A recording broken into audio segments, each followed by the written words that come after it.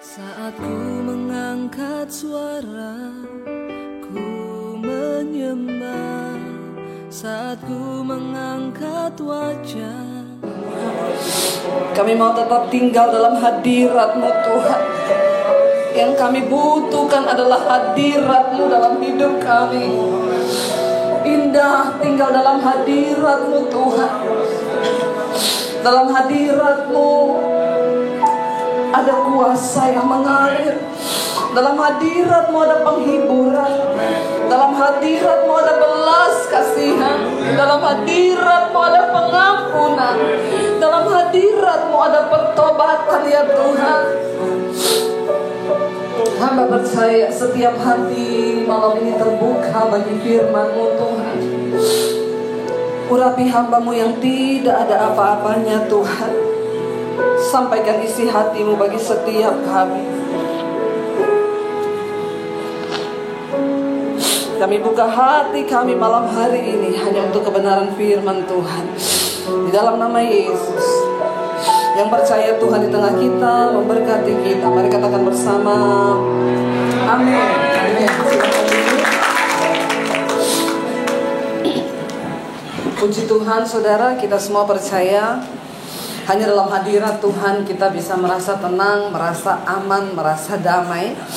Ya, dan kita bersyukur bahwa Tuhan hadir dalam ibadah kita, itulah yang terpenting. Karena tanpa kehadiran Tuhan, semua akan menjadi sia-sia. Hari ini kalau saya bertanya kepada setiap kita yang hadir di tempat ini malam hari ini, apa tujuan kita mempercayai Tuhan? Amin. Apa tujuan kita mempercayai Tuhan? Dan apa yang paling kita rindukan ketika kita datang kepada Dia, kita menghampiri Dia? Apa yang saudara rindukan ketika Anda datang ke tempat ini? Apa yang paling kita rindukan ketika kita mengenal Tuhan? Saudara, ini penting itu ketika kita mengerti, kita tahu apa tujuan, apa motivasi kita mempercayai Tuhan. Maka hal itulah yang akan menggerakkan iman kita, yang akan menggerakkan hidup kita untuk mencapai sesuatu di dalam Tuhan. Ketika saya menerima Yesus sebagai Tuhan dan Juru Selamat, ya, saya menghadapi tantangan yang begitu hebat dari pihak keluarga saya. Tapi Tuhan sudah ubahkan saya. Saya menyerahkan hidup saya sebelumnya kepada Tuhan. Sejak saat itu saya tahu hidup saya bukan untuk mencapai semua yang saya inginkan, tapi harus mencapai apa yang Tuhan inginkan. Amin. Untuk apa kita hidup hari ini? Supaya kita melakukan apa rencana dan kehendak Tuhan atas hidup kita. Dan satu-satunya yang saya cari di dalam pelayanan, satu-satunya yang saya cari dalam pengiringan saya kepada Tuhan hanya satu. Apa itu? Perkenanan Tuhan. Amin. Kenapa kita memerlukan dan kita perlu cari sungguh-sungguh perkenanan Tuhan itu? Ada banyak orang yang telepon kepada saya, yang konseling kepada saya, "Ibu doakan Bu, rumah tangga saya bermasalah. Ibu doakan usaha saya bermasalah. Ibu doakan kesehatan saya bermasalah. Ibu doakan ini, doakan itu." Saya bukan dukun yang bisa menjawab semua persoalan saudara. Jangan tambah-tambahin kerjaan saya. Ya. Saya akan menjawab, ibu, bapak, carilah perkenanan Tuhan. Amin. Sebab yang kita butuhkan lebih daripada jawaban doa kita, yang kita butuhkan lebih dari pemulihan rumah tangga, pemulihan ekonomi, pemulihan kesehatan, lebih dari semuanya itu yang terutama kita butuhkan adalah perkenanan Tuhan. Tapi sayangnya ada banyak orang ngaku Kristen, ngaku anak Tuhan, tapi dia hidup di luar perkenanan Tuhan. Inilah yang akan membuat hidup manusia berantakan, hidup manusia menjadi kacau. Kenapa? Karena kita keluar dari perkenanan Tuhan. Apa yang penting saudara? Kenapa kita harus dapat perkenanan Tuhan? Mari kita buka bersama 2 Korintus pasal yang ke-6 ayat yang kedua. 2 Korintus pasal yang ke-6 ayat yang kedua.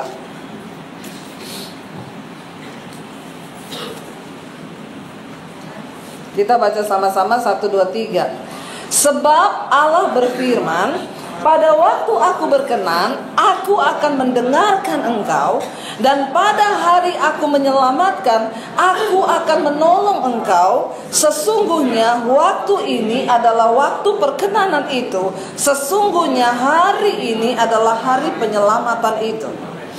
Kenapa kita perlu mencari perkenanan Tuhan? Karena jelas sekali ayat ini berkata, Tuhan berfirman, pada waktu aku berkenan, aku mendengarkan engkau.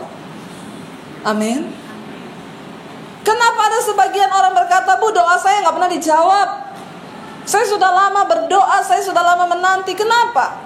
Karena kita berada di luar perkenanan Tuhan. Saudara, apa sih tolak ukurnya Tuhan tuh berkenan atas hidup kita? Bukan ketika saya jadi pembicara hebat diundang kemana-mana, bukan. Bukan ketika Pak Darwin memimpin pujian di sini lalu kita semua gemeteran dan merasakan hadirat Tuhan. Bukan ketika Abang Leo kenapa enggak sudah berpindah tempat?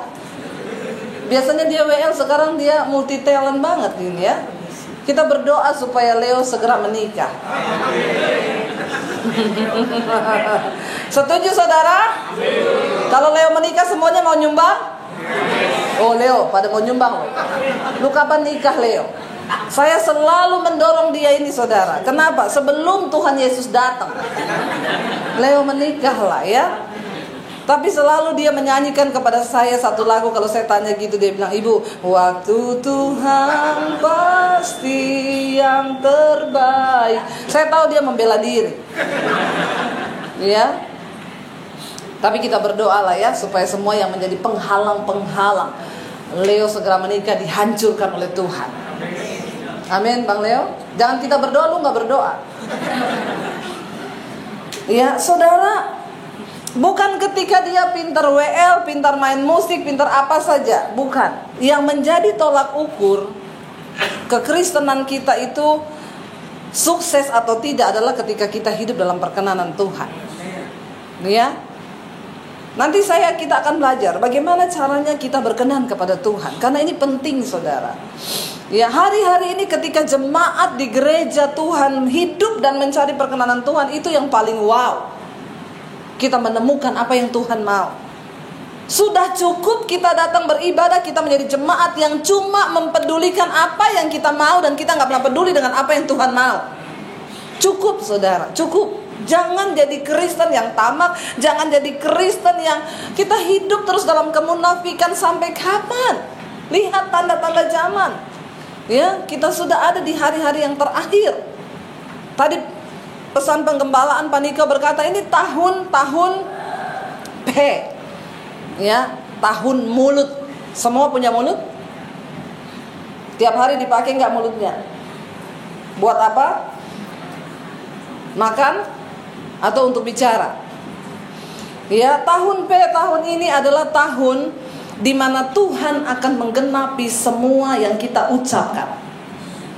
Karena Yesus berkata, menurut perkataanmu engkau akan dibenarkan, dan menurut perkataanmu pula engkau akan dihukum. Perkataan kita menentukan perkenanan Tuhan dalam hidup kita. Kalau engkau mengucapkan yang baik firman Tuhan, maka Tuhan akan menggenapi firman itu dalam hidup kita. Tapi kalau yang engkau ucapkan adalah sesuatu yang buruk, yang jahat, maka itu juga akan terjadi dalam hidupmu. Ingat, saudara, hidup kita dikendalikan oleh perkataan kita. Semakin sering engkau memperkatakan yang buruk, maka semakin sering juga yang buruk itu terjadi dalam hidupmu. Makanya Yesus berkata, orang yang baik mengeluarkan perbendaharaan yang baik dari hidupnya. Orang yang jahat mengeluarkan perbendaharaan yang jahat dari hidupnya. Bagaimana kita bisa berkenan kepada Tuhan? Yang pertama, Mazmur 51 ayat yang ke-6.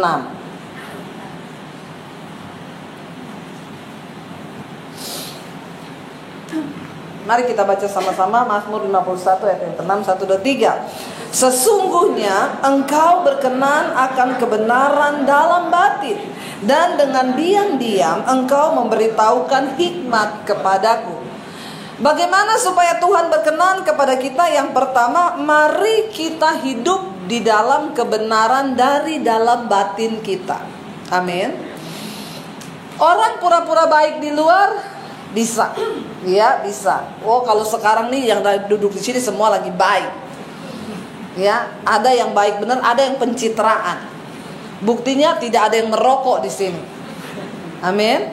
Nggak ada yang lagi marah-marah di sini. Semuanya kudus luar biasa. Kita berdoa supaya Tuhan datang pas kita lagi di gereja. Jadi kudus semua terangkat langsung. Ya. Kenapa saudara? Perkenanan Tuhan itu, ingat, bukan waktu kita ada dalam gedung gereja. Bagaimana kehidupanmu setelah kau keluar dari pintu gereja, itu yang menentukan. Amin. Tuhan itu berkenan kepada kebenaran dalam batin. Dan dengan diam-diam engkau memberitahukan hikmat kepadaku. Bukankah yang kita rindukan dalam hidup ini adalah dipimpin oleh hikmat Tuhan? Kita bekerja dipimpin hikmat Tuhan. Kita melayani dipimpin hikmat Tuhan. Kita melakukan segala sesuatu dipimpin oleh hikmat Tuhan. Itu kan yang kita rindukan. Bagaimana kita bisa memperoleh hikmat Tuhan? Ayat ini jelas berkata, sesungguhnya Tuhan berkenan akan kebenaran dalam batin. Dan ketika dia temukan batin kita benar, maka dengan diam-diam, nggak ribut-ribut, ya, tetapi dengan diam-diam Tuhan memberitahukan hikmat kepadaku. Yang belum menikah berapa banyak di sini? Angkat tangan. Yang belum nikah, ya, jangan ngaku-ngaku. Yang udah nikah jangan angkat tangan lagi. Yang belum menikah angkat tangan. Saya bertanya serius, ayo angkat tangan, ya. Leo nomor 1. Dia sponsor paling di depan. Lu gak usah angkat tangan Leo, saya sudah tahu. Saudara yang belum menikah, untuk engkau bisa mendapatkan jodoh yang terbaik dari Tuhan, engkau butuh hikmat Tuhan. Bersyukurlah hari ini engkau ada di gereja. Karena itu berdoalah supaya engkau punya kebenaran dalam batin dan Tuhan memberikan hikmat kepadamu supaya cari jodoh yang benar. Ingat ya, salah masak nasi nyesel 1 hari, salah pilih jodoh nyesel seumur hidup. Kalau saya ketemu orang konseling saudara, aduh udah berat bu, saya sama suami udah gak cocok bu, gimana, bertahan bu, tapi dia kasar bu, kalau maki-maki saya bu, aduh. Saya bilang bu, harusnya kita ketemu sebelum ibu nikah dulu. Tapi gimana, udah terjadi, bayar harga, berdoa. Berat bu, memang itulah konsekuensi. Ada yang konseling sama saya, Bu Debbie, saya punya pacar nih, iya, tapi omongannya keras bu, dia kasar sama saya, belum nikah aja udah maki-maki saya. Gimana ya bu? Putus dalam nama Yesus. Tapi saya cinta dia bu, saya sudah terlanjur cinta. Saya bilang kalau lu mau ditempeleng terus tiap hari, nikah aja. Tapi setelah kamu nikah, saya gak mau kamu konseling sama saya blokir nomormu. Kadang-kadang orang udah ngerti nih jalan Tuhan, udah ngerti hikmat Tuhan, tapi karena hatinya dibutakan, dia gak bisa saudara hidup dalam jalan Tuhan. Itu kenapa? Karena tidak punya kebenaran di dalam batin. Jangan main-main saudara, ya. Buat yang belum menikah di sini berdoa. Lebih baik lama menikah tapi happy. Tapi kalau Leo udah kelamaan. Ya, kelamaan lo Leo. Ya. Tapi jangan lama-lama juga saudara, karena di bawah 30 tahun jodoh di tangan Tuhan, di atas 30 Tuhan lepas tangan. Leo ini udah berapa dia? 45. Iya. Jadi saudara, kita butuh hikmat Tuhan di dalam menjalankan bisnis. Bapak-bapak, engkau butuh hikmat Tuhan. Kita gak bisa berjalan dengan kepandaian kita sendiri. Kenapa? Alkitab berkata, terkutuklah orang yang mengandalkan pikirannya sendiri, yang berjalan menurut hikmatnya. Satu kali saya lagi pelayanan waktu itu di Solo saudara, dulu saya pelayanan di Solo di acara Lain Doa. Jadi itu acara di radio mulai jam 10 malam, ya, sampai hampir jam 12 malam. Mereka cari hamba Tuhan gak ketemu. Kenapa? Yang pertama itu malam, yang kedua gratis, tidak dapat PK. Lalu ditawarkanlah kepada saya dan saya mau, ya. Lalu saya mau saudara. Kenapa? Karena saya cuma pikir itu jiwa-jiwa. Lalu dibuka acara Lain Doa. Begitu selesai saya menyampaikan renungan singkat, mulai dibuka telepon, ya. Itu telepon berdering. Ibu, dari ibu ini doakan bu, suami saya lari. Oh iya, saya catat namanya siapa di radio ini. Selesai pelayanan, mau pulang, ada pegawai di radio itu ngomong, Ibu Debbie, iya, Ibu ditunggu satu orang bapak di ruang tamu. Siapa malam-malam begini? Nggak tahu Bu, pokoknya dia tunggu Ibu di situ. Saya keluar saudara, saya bilang, iya, bapak cari saya. Dia tanya gini, Anda pendeta yang tadi berdoa-berdoa di telepon, di radio itu? Saya bilang, iya Pak, ada apa ya Pak? Anda nggak ada masalah? Saya kaget saudara. Ini orang stres kan pasti. Model begini stres nggak? Banget, tingkat tinggi. Dia bilang, kenapa Anda nggak ada masalah? Saya bilang, kenapa ya Pak ya? Kenapa Anda doa-doakan orang? Hebat banget ya. Saya tadi itu di jalan, saya lagi setelan radio di mobil. Saya putar ketemu channel ini.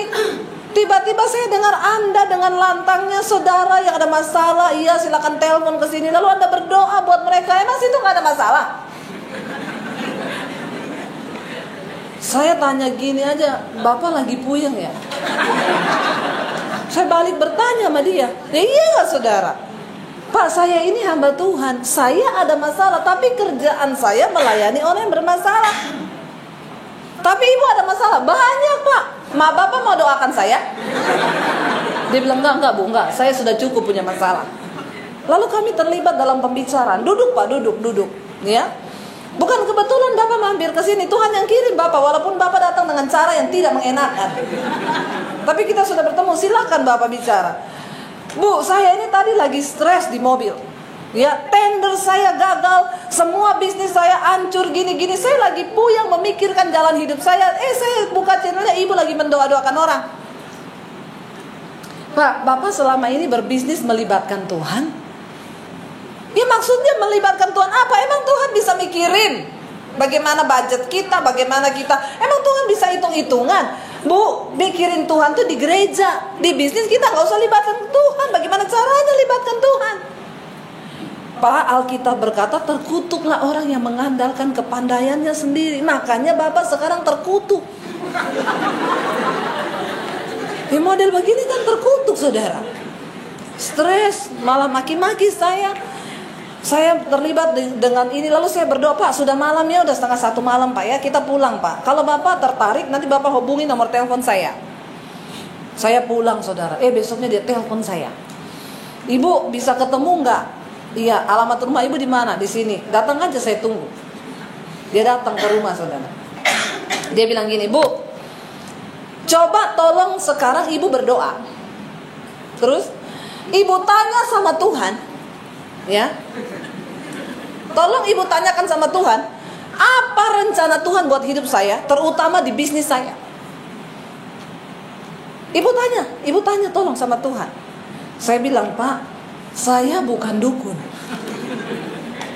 Lah katanya Ibu kan bisa. Bapak dengar baik-baik ya, tidak ada satupun pendeta hebat sehebat sekelasnya Benny Hinn, Henry Hinn, siapapun. Nggak ada satupun yang bisa kasih tahu rencana Tuhan yang terbaik buat Bapak. Artinya apa? Itu tidak bisa diwakili. Lalu bagaimana saya bisa tahu rencana Tuhan untuk hidup saya itu apa? Waktu Bapak membangun hubungan pribadi dengan Tuhan. Karena Tuhan memberitahukan jalan-jalannya kepada orang yang bergaul karib dengan Dia. Amin. Oh jadi begitu ya Bu? Iya. Jadi Bapak salah alamat kalau Bapak datang kepada saya dan bertanya. Jadi saudara, jangan sekali-kali datang sama pendeta yang saudara anggap sakti.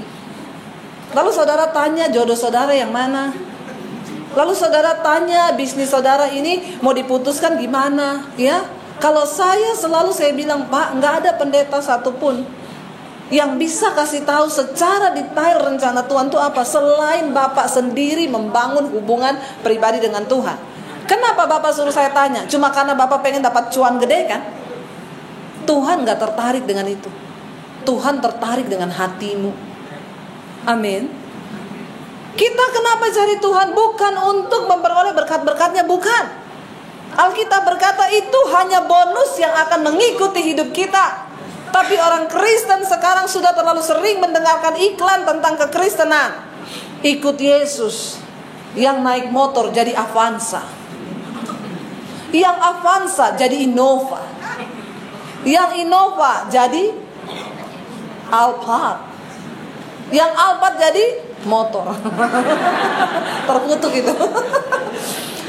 Kita ini terlalu sering mendengar, oh ikut Yesus itu wah naik hidupnya, berkatnya naik. Enggak. Itu semua tidak ada hubungan dengan perkenanan Tuhan. Amin. Ya, itu semua nggak ada hubungannya. Itu Alkitab berkata, kalau engkau menjadikan kebenaran barisan di depanmu, maka kemuliaan Tuhan akan mengikuti engkau. Itu sudah hukum yang ditulis tabur tuai. Engkau melakukan yang baik, engkau akan menuai yang baik. Engkau lakukan yang jahat, itu orang dunia juga bisa. Kenapa? Itu hukum tabur tuai. Hukum Allah dan hukum alam sama-sama menyetujui itu. Loh Bu, dia bukan orang Kristen tapi kok kaya? Iya, dia baik. Dia dapat duit ditabur-tabur sama orang. Tapi soal perkenanan Tuhan tidak ada hubungannya dengan kekayaan kita. Jadi jangan tertipu. Jangan ketika engkau pikir engkau bisa sumbang besar di gereja, engkau bisa kasih orang uang banyak, terus engkau sampai kepada keselamatan, itu gak menjamin. Bagaimana kita dapat perkenanan Tuhan? Karena dia berkenan kepada kebenaran di dalam batin. Mari mulai cek hatimu, batinmu. Apakah ada kebenaran di dalamnya? Apakah kita itu mengikuti? Tadi pagi saya sampaikan ayat firman Tuhan. Tadi pagi saya sampaikan tentang mulut, ya. Itu P tadi. Saudara, ketika Tuhan berfirman kepada Yosua, bertindaklah hati-hati sesuai dengan semua yang tertulis dalam kitab Taurat ini, dan jangan lupa perkatakan kitab itu dan renungkan itu siang dan malam. Ini bicara tentang mulut. Tuhan bilang waktu engkau memperkatakan firman setiap hari dan engkau merenungkan, kata merenungkan di situ diambil dari bahasa Ibrani hagah. Apa itu hagah? Bergumam sendiri, ngomong-ngomong sama diri sendiri. Itu kata merenung di situ. Dalam bahasa aslinya, hagah artinya bergumam, ngomong sama diri sendiri. Jadi Alkitab berkata, Yosua, perkatakan firman itu setiap hari, lalu bergumam dalam dirimu. Ngomong-ngomong sendiri. Saudara pernah ngomong sendiri gak sama diri saudara? Pernah? Yang pernah ngomong sama diri sendiri siapa? Angkat tangan. Yang pernah ngomong sama diri sendiri. Yang tidak pernah ngomong, angkat kaki. Berarti saudara aneh. Kita semua pasti pernah ngomong sama diri kita sendiri, entah di kamar mandi, entah di dapur, entah di mobil. Ketika kita lagi kita bertanya jawab dengan diri sendiri kan. Nah, kata yang dipakai dalam renungkanlah itu siang dan malam adalah ngomonglah firman itu kepada dirimu sendiri. Ketika engkau bergumam dengan firman dalam dirimu sendiri, itu yang membuat perjalananmu di dunia ini berhasil dan beruntung. Amin. Karena engkau akan bertindak hati-hati sesuai dengan semua yang tertulis di dalamnya. Ya, saudara, apa yang kita tabur itu akan kita tuai. Dan ayat ini berkata Tuhan itu berkenan pada kebenaran dalam batin. Mari kita jaga pertama di hati kita. Saya percaya semua yang ada di sini punya rahasia hati. Rahasia hati saya mungkin suami saya nggak tahu. Rahasia hati suami saya mungkin saya nggak tahu.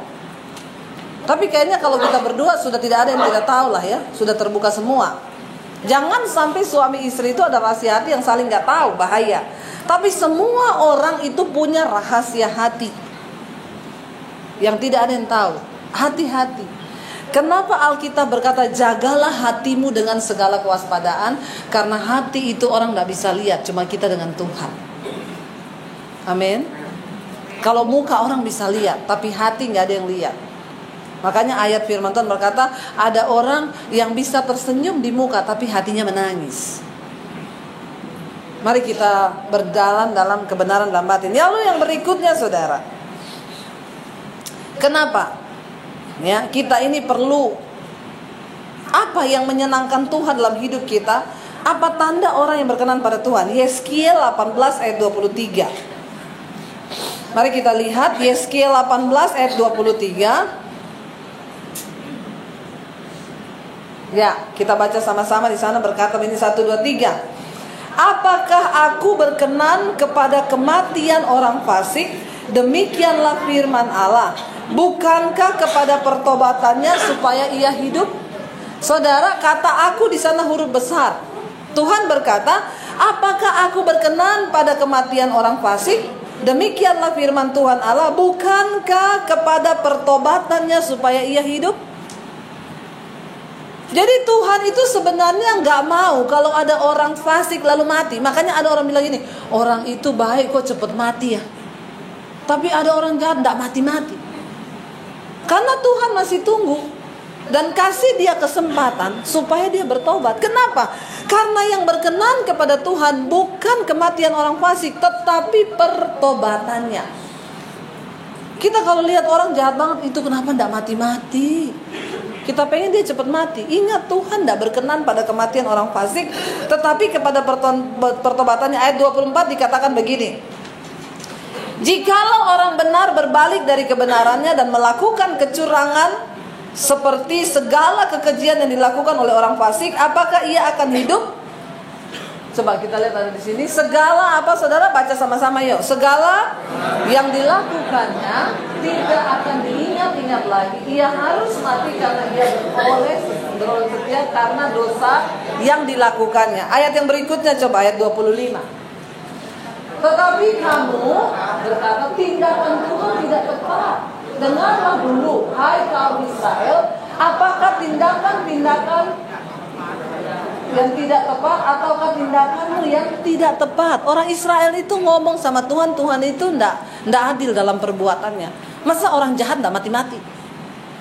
Ya, Tuhan bilang, aku nggak berkenan pada kematian orang jahat. Yang aku kenan adalah pertobatannya. Dia masih kasih kesempatan. Ayat yang berikutnya kita baca, kalau orang benar berbalik dari kebenarannya dan melakukan kecurangan sehingga ia mati, ia harus mati karena kecurangan yang dilakukannya. Lalu ayat berikutnya, sebaliknya kalau orang fasik bertobat dari kefasikan yang dilakukannya dan ia melakukan keadilan dan kebenaran, ia akan menyelamatkan nyawanya. Apa yang berkenan di mata Tuhan hari-hari ini bukan rutinitas keagamaan kita. Tuhan gak tertarik dengan rutinitas saudara tiap hari Minggu bolak-balik keluar masuk gereja. Kalau engkau tidak sungguh-sungguh hidup dalam pertobatan, maka engkau tidak berkenan kepada Tuhan. Halo Bapak Ibu, saya mau bilang malam ini, selama Tuhan masih kasih kita waktu, terlalu besar kasih Tuhan, Dia menunggu terlalu lama. Alkitab berkata, sudah terlalu banyak waktu yang engkau pakai untuk hidup menuruti hawa nafsumu. Ini saatnya kita hidup dalam pertobatan dan menyenangkan Tuhan. Kenapa? Karena kita gak pernah tahu apa yang akan terjadi. Yang namanya kematian, kita gak pernah tahu kapan datangnya. Tapi selama Tuhan kasih kita kesempatan hidup, mari kita kejar perkenanannya. Terakhir, Rasul Paulus berkata begini, 2 Korintus 5 ayat yang ke-9 dan ayat yang ke-10. 2 Korintus 5 ayat 9 dan ayat yang ke-10. Apa kata Rasul Paulus? Kita baca sama-sama. Sebab itu juga kami berusaha, baik kami diam dalam tubuh ini maupun kami diam di luarnya, supaya kami berkenan kepadanya. Sebab kita semua harus menghadap tahta pengadilan Kristus, supaya setiap orang memperoleh apa yang patut diterimanya sesuai dengan yang dilakukannya dalam hidupnya ini, baik ataupun jahat. Rasul Paulus bilang, entah aku hidup di dalam tubuhku, entah aku mati nanti keluar dari tubuhku, yang aku rindukan adalah aku tetap berada dalam perkenanan Tuhan. Kenapa? Dia bilang, karena aku tahu satu saat nanti kita semua akan berdiri di hadapan tahta pengadilan Kristus, supaya setiap orang memperoleh apa yang patut diterimanya sesuai dengan yang dilakukannya dalam hidupnya, baik ataupun jahat. Saudara, mari kita tinggalkan segala kemunafikan kita dan kita belajar hidup di dalam pertobatan.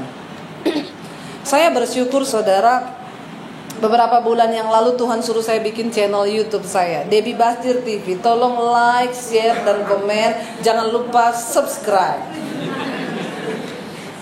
Ya, dan lewat channel itu saya juga terheran-heran. Saya tidak pernah berpikir jadi YouTuber lah, apalah, nggak pernah. Cuman saya tangkap sesuatu dari Tuhan ketika Tuhan suruh saya bikin channel ini. Saya bikin tayangan khotbah. Apa yang Tuhan suruh saya khotbah? Saya khotbah. Yang syuting suami saya, yang khotbah saya, dia yang bikin, di-upload langsung. Begitu upload saya kaget saudara. Tiba-tiba dalam waktu seminggu nambah 1000 subscribe.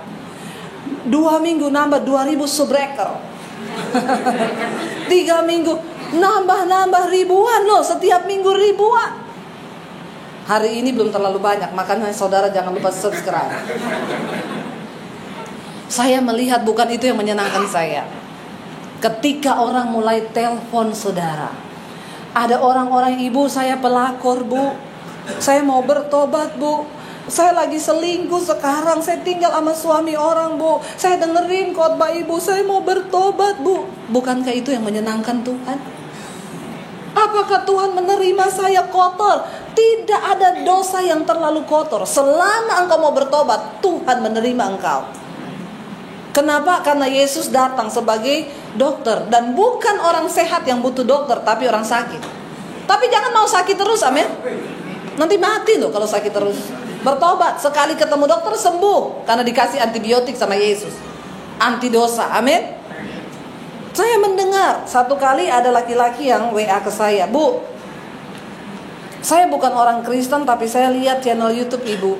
Terus tadinya saya buang terus itu, muncul di timeline saya, di layar saya muncul, saya buang. Tahu-tahu satu kali saya tergoda untuk ngeklik, saya klik tik, tiba-tiba saya dengerin khotbah ibu yang pertama itu, bos saya kayak kesetrum. Padahal yang di sini nggak pernah kesetrum tuh ya. Bolak-balik saya khotbah biasa aja ya saudara ya. Bergetar juga enggak ya. Itu kesetrum loh. Lalu dia bilang sejak saat itu saya dengerin khotbah ibu sehari 2 kali. Kayak orang minum obat.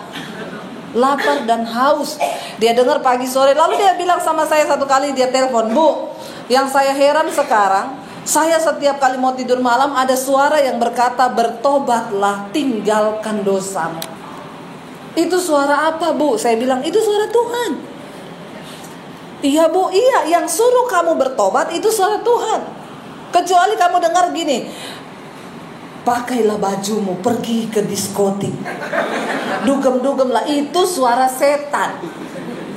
Ya, jangan terbalik saudara. Waktu saudara lagi bete tuh saudara dengar suara bilang, mending dugem, cari penghiburan. Lalu saudara bilang, terima kasih Tuhan buat jawabanmu hari ini, saya boleh pergi dugem karena Tuhan berbicara. Itu setan.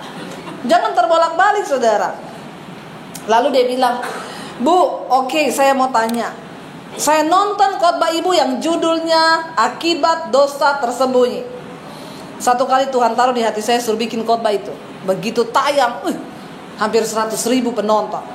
Tapi tiba-tiba saya kebanjiran orang konseling. Karena mereka tanya nomor saya kasih saudara. Jadi saya tiap malam balasin. Jadi kalau ada saudara yang konseling, kalau saya balasnya lama, please deh. Kayak hari ini kan saya 5 kali khotbah. Saya nggak buka, terima dulu konseling. Nanti saya tercemar otak saya.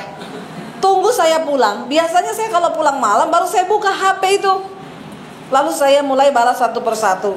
Kalau malam udah di tempat tidur, suami saya tuh kadang gini, non, tunggu, aku lagi balas nih, orang punya masalah semua. Dia bilang, aku mau ngomong boleh nanti, kan kita ngomong terus, tunggu. Tiba-tiba ada WA masuk, Ibu Debbie, saya lihat suami saya. Dia bilang, saya balas, iya pak, saya mau konseling bu.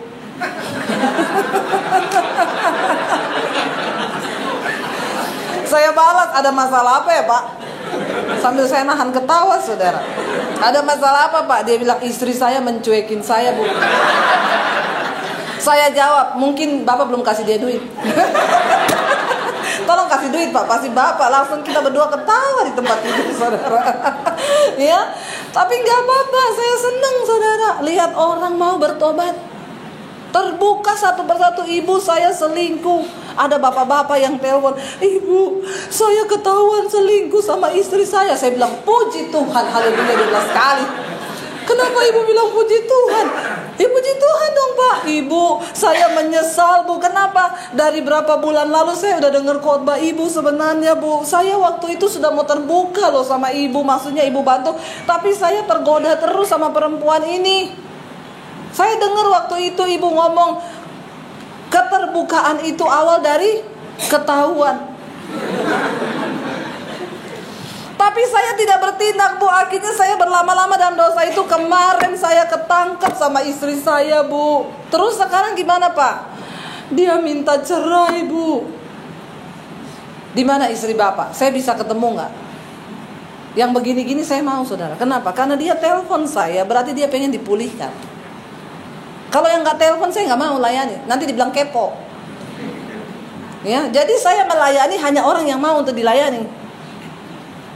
Ada yang telepon, Ibu, saya nonton khotbah Ibu, saya mau kenal Tuhan Yesus, Ibu. Kamu ada di mana? Di sini. Ayo kita ketemu sekarang. Saya datangi.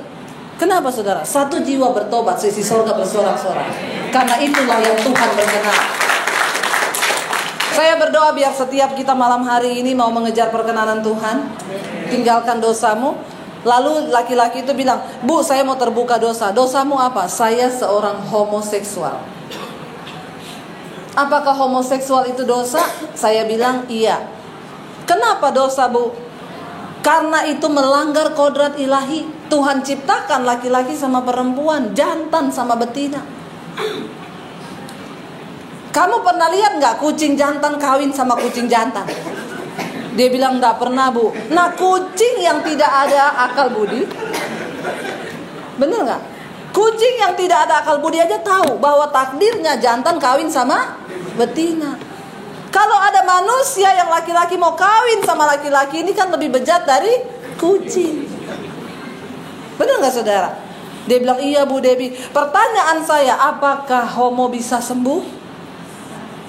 Bagi Yesus tidak ada yang mustahil. Bisa. Gimana caranya, Bu? Asal kamu mau, Tuhan pasti mampukan. Kenapa? Tuhan tidak mencari orang yang mampu, Tuhan cari orang yang mau. Karena kemampuan itu bagian diri Allah yang akan dilakukan dalam kita. Lalu dia tanya, gimana caranya, Bu? Perkatakan firman Tuhan. Tiap hari kamu doa bilang, roh homo, roh banci keluar dalam nama Yesus. Lalu dia praktekin, saudara. Dia memperkatakan firman Tuhan. Sebulan penuh dia telepon saya, Ibu, saya sudah berdoa seperti yang Ibu bilang. Terus, benar, Bu, sekarang saya jijik dengan percabulan dan kenajisan yang saya lakukan selama ini. Saya jijik jadi homo, Bu. Puji Tuhan. Lalu apa yang kamu lakukan sekarang? Saya sudah putuskan pacar saya itu, yang juga cowok. Sekarang banyak ya, saudara, yang ketangkap di Sunter, yang ketangkap di Pik, itu laki-laki ganteng-ganteng. Ya makanya kalau cari jodoh jangan terlalu ganteng lah. Kadang-kadang bahaya. Ya.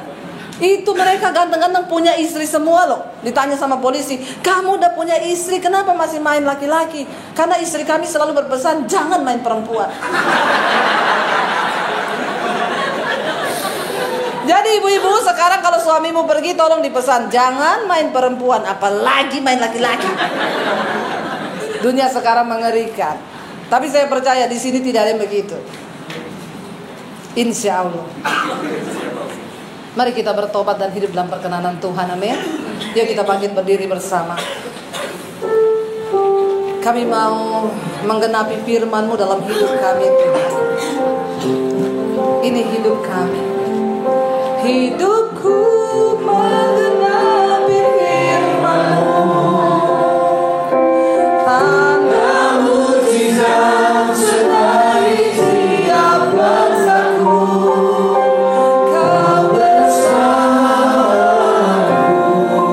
Hidupku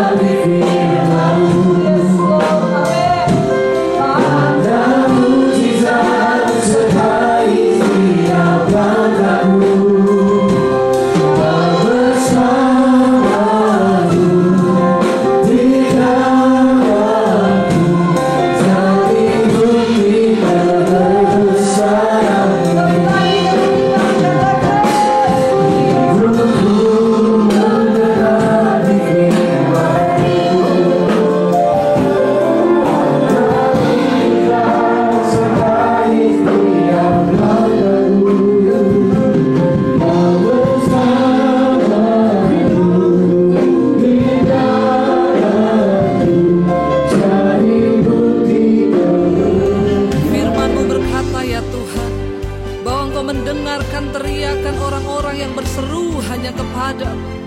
Hari ini saudara, jangan pernah berhenti untuk berharap, sebab kita punya Tuhan yang hebat. Dia Tuhan pembuat mujizat. Dia tidak berubah, dahulu, sekarang, bahkan sampai selama-lamanya. Mujizat-Mu masih terjadi. Mujizat-Mu masih terjadi. Tiap hari selalu terjadi. Mujizat-Mu, mujizat-Mu masih terjadi. Setiap hari selalu terjadi. Mujizat-Mu masih terjadi. Tiap hari selalu terjadi. Mujizat-Mu masih terjadi. Setiap hari selalu terjadi. Setiap hari selalu terjadi. Setiap hari selalu terjadi.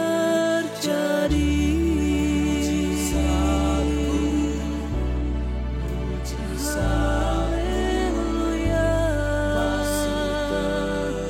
Kami percaya mujizat-Mu Tuhan masih terjadi.